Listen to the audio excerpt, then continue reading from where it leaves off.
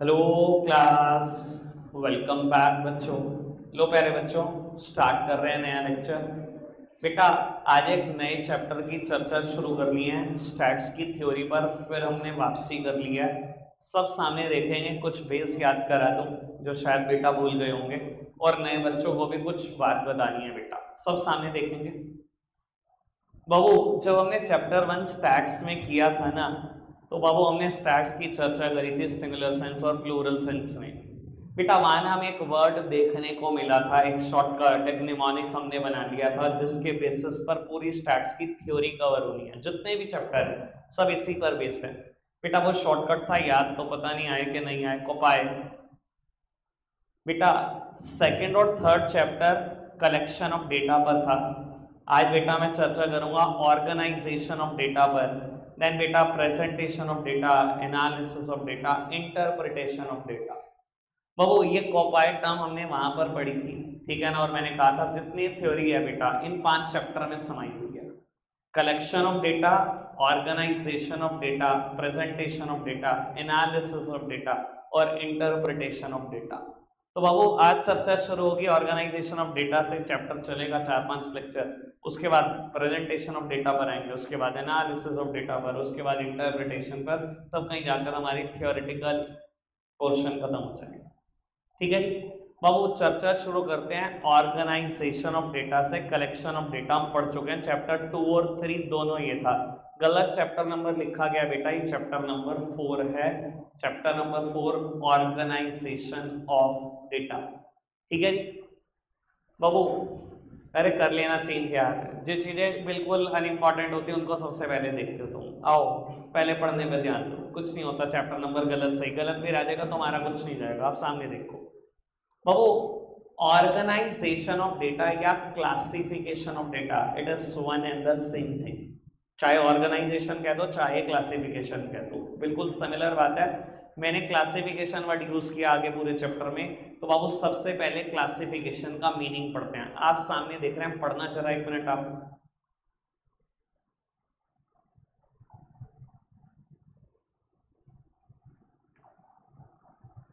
चलो पता नहीं क्या समझ आया होगा आपको, लेकिन मैं थोड़ा सा विचार व्यक्त कर दूं अपना। बेटा जब हम डेटा कलेक्ट करते हैं ना, वो डेटा बेटा बिल्कुल रॉ फॉर्म में होता है। हमने सेकंड चैप्टर और थर्ड चैप्टर में यही सीखा किस किस टेक्निक से डेटा इकट्ठा करते हैं।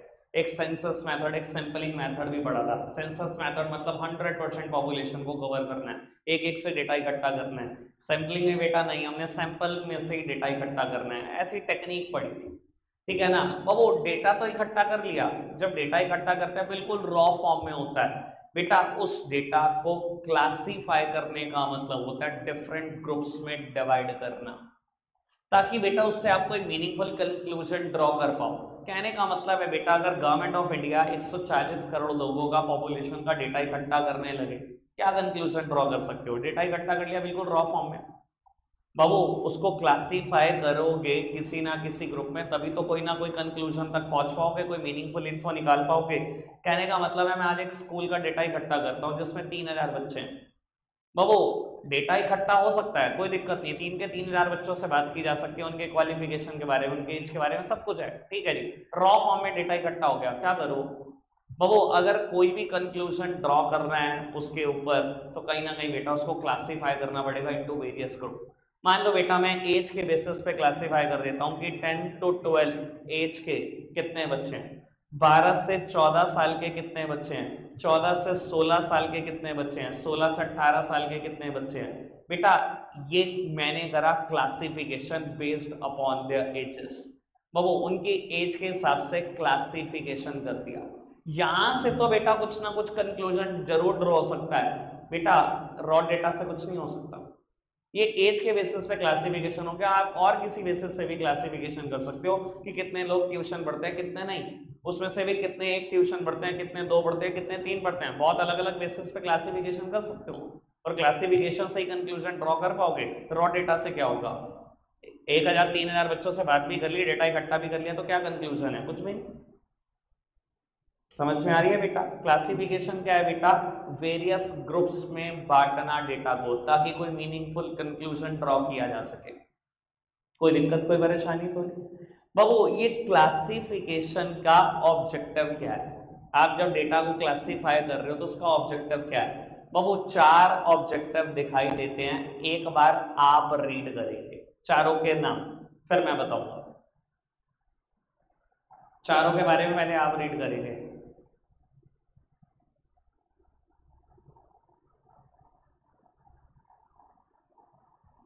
इधर देखना मेरी तरफ, मैं चारों के बारे में बताऊंगा। आपने रीड किया शायद बेटा, नाम से तो कुछ पता लगाओ शायद। बेटा सबसे पहला objective to simplify and condense the mass of data. मैं कहता हूं बेटा आपने डेटा कलेक्ट कर लिया, मास डेटा, मास डेटा तो इंडिया की पॉपुलेशन बहुत बड़ा डेटा है, 140 करोड़ लोगों का डेटा है। सर अगर आप उसको क्लासिफाई नहीं करोगे ना इनटू वेरियस पार्ट्स, कभी उसको सिंप्लीफाई नहीं कर सकते। क्लासिफिकेशन का पहला ऑब्जेक्टिव यही है बेटा कि डेटा सिंप्लीफाई हो सके। लेट्स सपोज कि मैंने क्या करा बेटा, क्लासिफाई करा, क्या बेसिस लिया? Population divided into males females, how much of them are skilled, unskilled, skilled, unskilled. बाबू कितना सिंप्लीफाई हो गया डेटा, कितना सिंप्लीफाई। मान लो बेटा यहाँ पर आ जाते हैं 65 CR, ज्यादा ही होंगे 75 CR, यहाँ 65 CR, उसमें से कितने स्किल्ड है अनस्किल्ड है, कितना सिंप्लीफाई हो गया डेटा। 140 करोड़ लोगों का रॉ डेटा देके जान निकल जाएगी बेटा। डेटा कलेक्शन कोई चीज नहीं है बेटा अगर आप उसका ऑर्गेनाइजेशन ही नहीं कर रहे हो, उसका क्लासिफाई नहीं कर रहे हो इनटू वेरियस पार्ट, ठीक है ना। क्लासिफिकेशन का सोल पर्पस, पहला ऑब्जेक्टिव यही है बेटा कि उसको सिंप्लीफाई कर सकते, ठीक है जी। उसके बाद बेटा क्लासिफिकेशन का दूसरा ऑब्जेक्टिव है सिमिलैरिटीज डिससिमिलैरिटीज देखना। वो डिससिमिलैरिटी वाली बात ही तीसरे पॉइंट में भी लिखी गई है थोड़ा स्मार्टली की कंपैरिजन कर पाए। इधर देखना वो क्लासिफाई करने का ऑब्जेक्टिव क्या है, सामने देखो प्लीज मेरी तरफ। क्लासिफाई करने का दूसरा ऑब्जेक्टिव क्या है? सिमिलैरिटीज डिससिमिलैरिटीज देख सको बेटा। मैंने एज ग्रुप के हिसाब से क्लासिफाई करा, साथ ही साथ मैंने क्लासिफाई करा कि कौन बच्चा कितनी ट्यूशन पढ़ता है। बेटा जब मैंने एज ग्रुप के हिसाब से क्लासिफाई करा, यहाँ लगभग बच्चे आते हैं 8, 9, 10, यहाँ लगभग बच्चे आते हैं 10, 11, 12, ठीक है ना, हमने क्लासिफाई कर दिया। बाबू अगर मैं कंपैरिजन करना चाहता हूँ, बड़े अच्छे से कंपैरिजन हो सकता है बेटा कि ये कितनी ट्यूशन पढ़ते हैं, ये कितनी ट्यूशन पढ़ते हैं। अगर मैं सिमिलैरिटीज ढूंढना चाहता हूँ, सिमिलैरिटीज बड़े आसानी से ढूंढी जा सकती है, बिना क्लासिफिकेशन के कैसे सिमिलैरिटी ढूंढोगे, कैसे कंपेयर करोगे एक दूसरे को?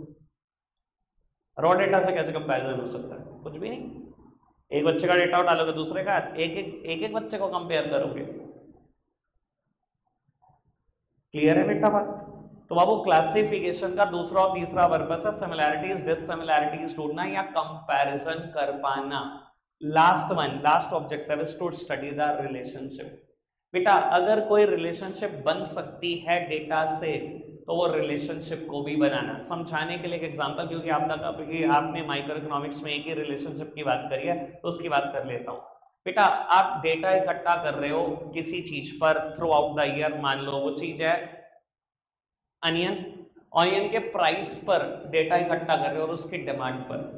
आपने डेटा इकट्ठा करा कि through out the year onion का प्राइस कैसे रहता है, कभी बढ़ता है, कभी कम होता है, कभी बढ़ता है, कभी कम होता है, और आपने बेटा उसी दौरान उसकी डिमांड का भी डेटा इकट्ठा करा। और जब आपने उसको क्लासिफाई करा, टेबुलर फॉर्म में टेबल्स बनाई, तो आपको आइडिया हुआ कि जब भी अनियन का प्राइस बढ़ता है हमेशा उसकी डिमांड गिर जाती है। तो वहां से आपको एक रिलेशनशिप मिल गई बेटा कि प्राइस बढ़ने पर डिमांड गिरती है। जब भी ये रिलेशनशिप डिराइव हुई होगी ना, हमेशा डेटा कलेक्ट करके क्लासिफाई करके ही हुई होगी। समझ में आ रही है बात? तो डेटा का चौथा ऑब्जेक्टिव क्या है बेटा?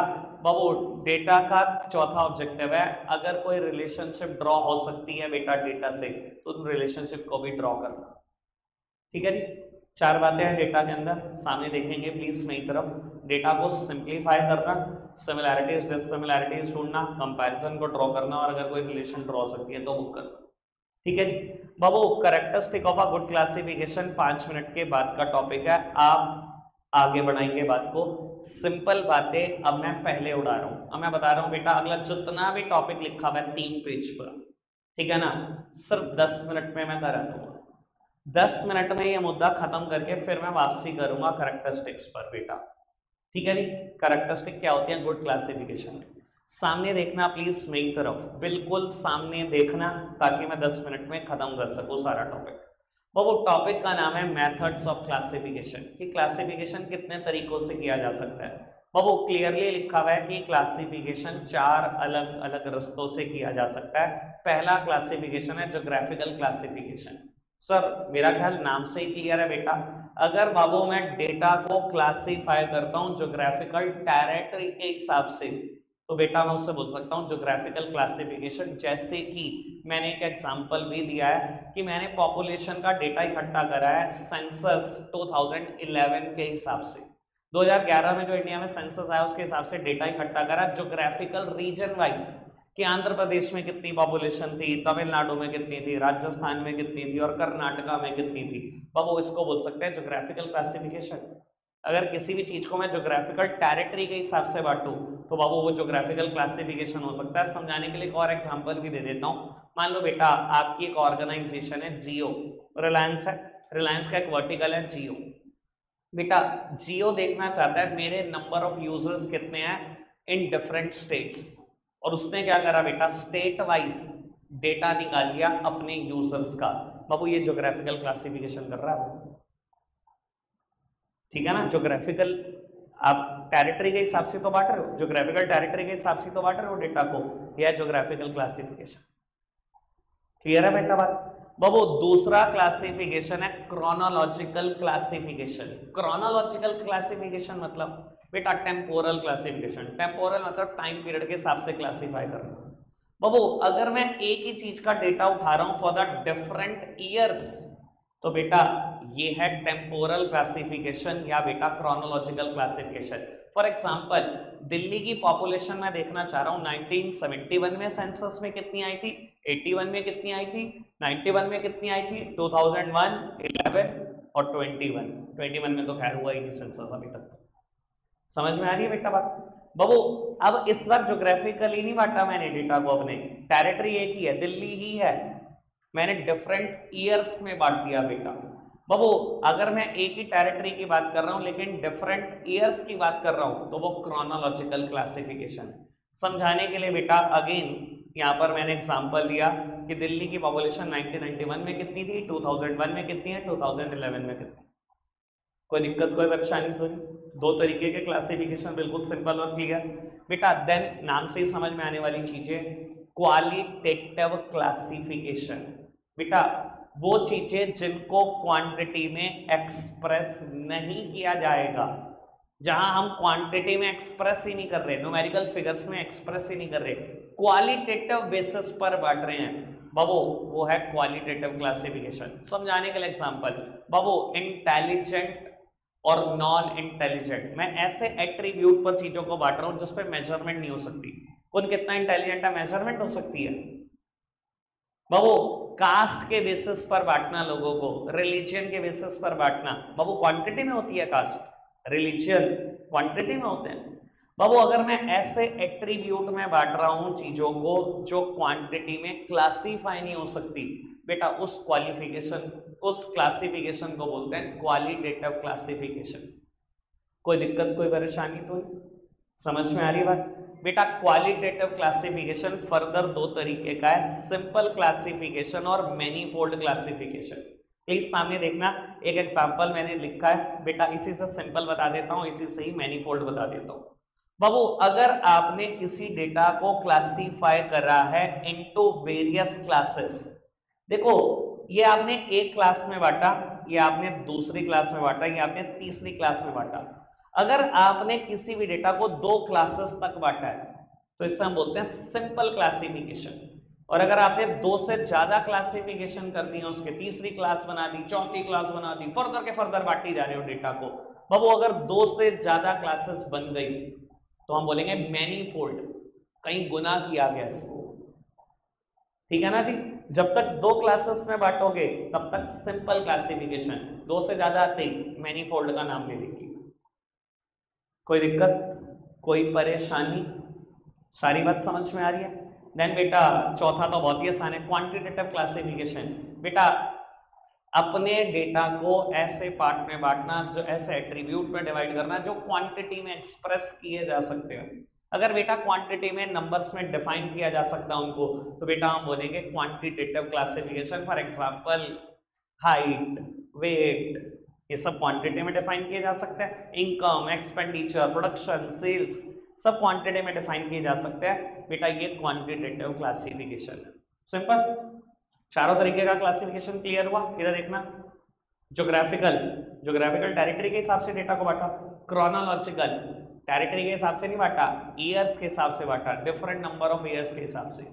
क्वालिटेटिव, अगर ऐसे एट्रीब्यूट है जो क्वांटिटी में डिफाइन नहीं हो सकते तो क्वालिटेटिव, ये दो तरीके का होता है, सिंपल और मैनीफोल्ड। अगर दो अलग अलग क्लासेस बनाई तो सिंपल, दो से ज्यादा बनानी शुरू करी तो मैनीफोल्ड। क्वांटिटेटिव बाबू अगर न्यूमेरिकल फिगर में एक्सप्रेस किया जा सकता है तो क्वांटिटेटिव। चारों डन, आगे बढ़ो बात को।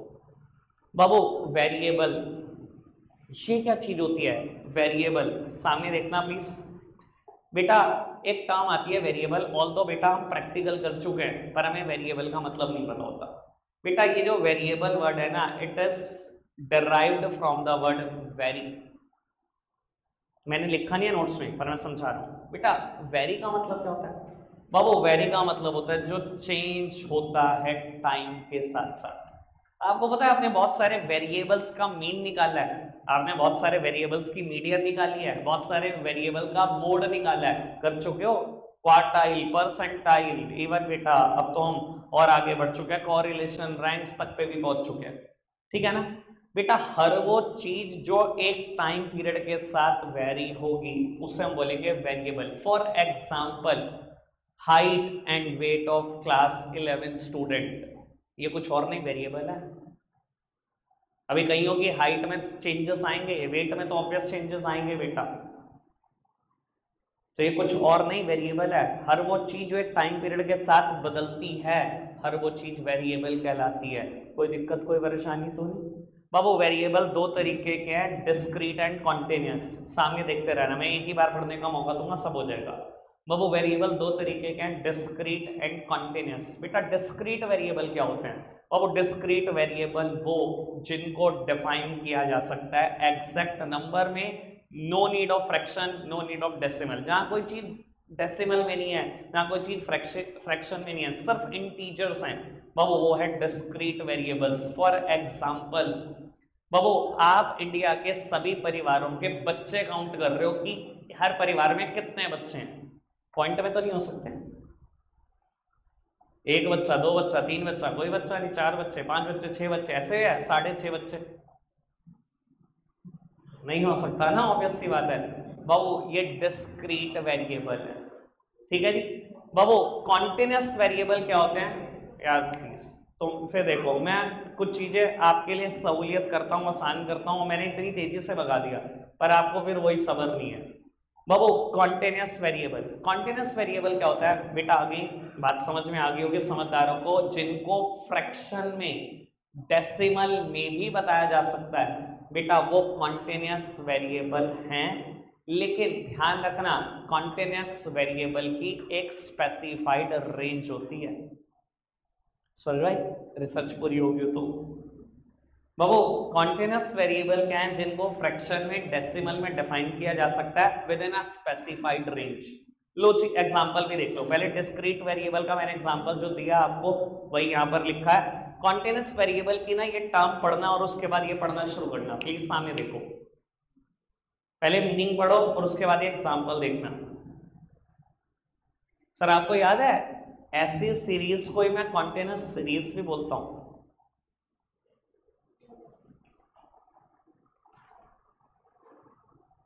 या क्लास इंटरवल होता है।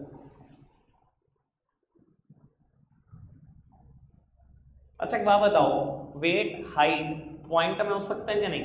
मैं सेंटीमीटर में हाइट को मेजर कर रहा हूँ, सर पॉइंट में हो सकती है बिल्कुल। वेट तो पता ही है आपको, ऐसा नहीं हो सकता किसी आदमी का वेट है 41.3, 47.2, कुछ हो सकता है वेट तो पॉइंट में।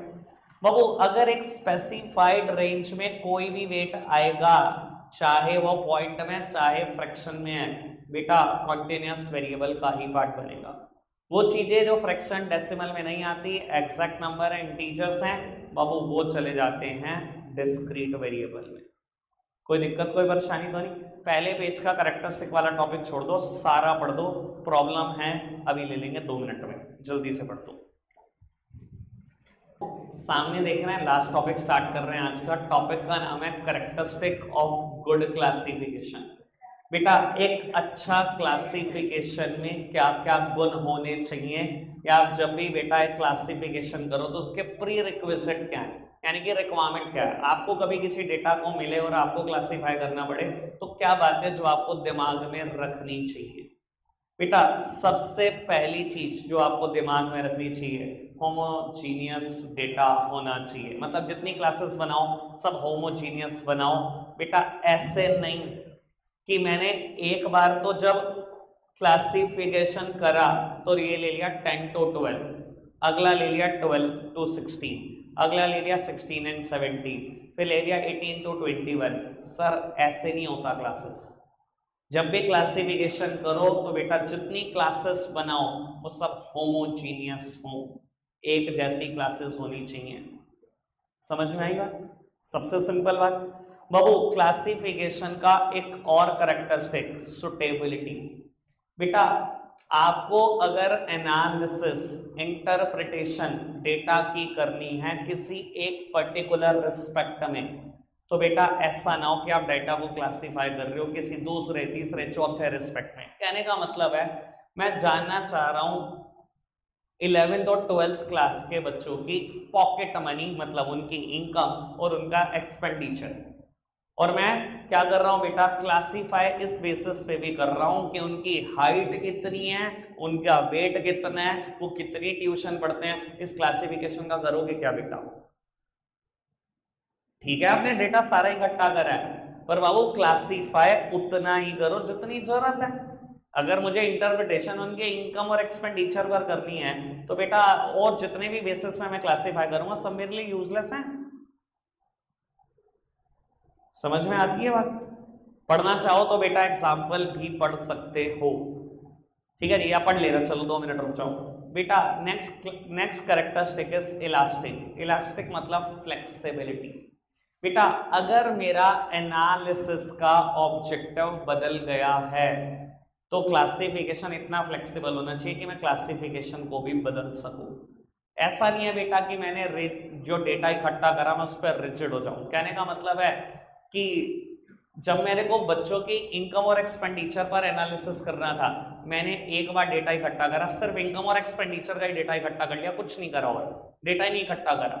अगर मान लो कल को मेरा ऑब्जेक्टिव बदल जाए और मेरा ऑब्जेक्टिव ये हो जाए कि मैं देखना चाहता हूं कितनी ट्यूशन पढ़ते हैं, तो डेटा ही नहीं है मेरे पास।